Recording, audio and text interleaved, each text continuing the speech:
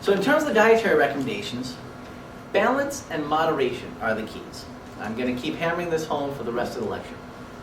Now for most people, most of the time, what we should be eating are whole grains, slightly cooked vegetables, and a little bit of everything else. Now of the grains, white rice is the best. White rice has been much maligned in the public consciousness lately, lumped in with white bread, white sugar, and iceberg lettuce as a food devoid of value. Meanwhile, brown rice has been getting all the positive press. Brown rice is white rice with a thick husk around it. It's like eating a walnut and not taking the shell off. Now, of course, nature had to put some nutrients in to make that shell, but those aren't for us. They have a very poor bioavailability. There's a compound in it that's called phytic acid, which is known as an anti-nutrient because it blocks absorption of nutrients. Now, in China, they eat everything. When I studied there, I ate things that people would scoff or even retch at the thought of. So the fact that they go to the trouble to polish off this germ layer, there must be a good reason. And that is because it is too difficult. The brown rice slows our metabolism. It is too difficult for us to break through and to break down. White rice is the most hypoallergenic, easily assimilated, and energetically neutral of the grains. Now, all foods and herbs have properties. Some things are warming or cooling, moistening, drying, activating, sedating, etc. White rice is completely neutral.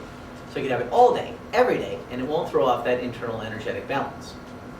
Now you could, but you shouldn't.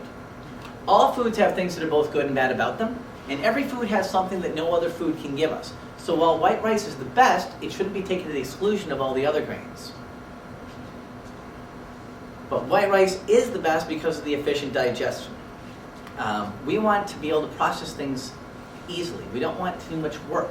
We get all of our energy from this system. We don't want to spend too much processing it. I liken this to an ATM fee, where they charge you $3 to take out 10. Now, some people argue that we want inefficient digestion, because then that'll make the metabolism work harder. That's like, to me, thinking, okay, I want my car to go faster, so I'm going to put a 2,000-pound trailer on the back of it. So my car has to work harder, so then it'll go faster. No, it doesn't work that way. We make it easy, and then we can just serve as the filters. Send the good stuff to the tissue, bad stuff to the tissue paper. And our diet should be like, a good diet should be like a good stock portfolio, diversified. As I said, every food has something no other food can give us. They all pull us in a different direction. If you have the same food all the time, every day or even every week, you're loading up in one sector. That makes you prone to the negatives of that sector, and at the same time you're missing out on all the other good stuff happening in the market. It's like a good portfolio, you hedge your bets. You have a little of more foods, nothing can pull you too far in any one direction. We tend to be the land of extreme. We tend to get into ruts, and that's not good. We have too much of one thing to the exclusion of too many other things. And the more processed a food is, the more difficult it is to unprocess. So something like rice gets popped out of its shell and steamed. Wheat gets popped out of its shell, ground, leavened, emulsified, and baked in order to make bread. Pasta similarly goes through more steps. And I'm not sure how many steps are involved in making a Twinkie, but I know it's too many.